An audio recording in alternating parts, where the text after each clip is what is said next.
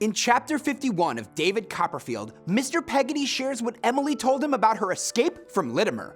She ran as far as she could, then collapsed, and was found and nursed back to health by a seaman's wife. In France, she found work at an inn, but fled to England when she saw Litimer. She went to London and met a woman who promised her a needlework job and a place to stay. Martha Endell learned of this and knew the woman really ran a brothel. Martha went to the place in the middle of the night and brought Emily back to her room, telling her Mr. Peggotty still loved her and had been looking for her. Mr. Peggotty tells David and Miss Betsy he plans to leave in about 6 weeks for Australia, where he and Emily can make a new start. His sister will stay in Yarmouth to care for Ham Peggotty's house and keep him company. David visits Mr. Omer, who's now wheelchair-bound, and then Ham, who asks David to write a letter to Emily for him, begging her forgiveness for his pressing her to marry him. If they had just stayed friends, she might have confided in him about James Steerforth. He loves the memory of Emily and will never marry. He only wishes the best for her. The old boat home is now bare and empty.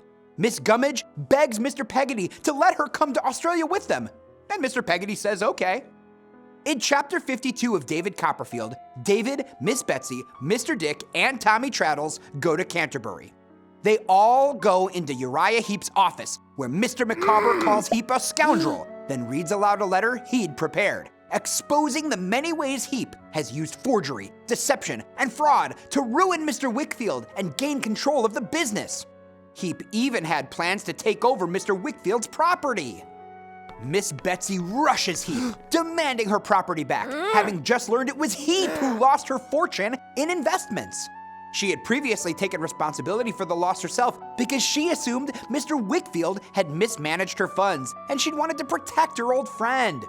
Traddles assures her he'll take possession of the company's books and Heep will make restitution. In the meantime, Heep will be confined and held under watch. Mr. Micawber reconciles with his wife and plots his next move. Miss Betsy suggests Australia would be a good place to start over. In chapter 53 of David Copperfield, David fears Dora's illness is worse. When Dora grows weaker, she asks for Agnes Wickfield to visit her.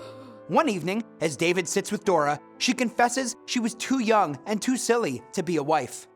Dora asks for Agnes to come up to her alone, and David goes downstairs, where Jip is sleeping.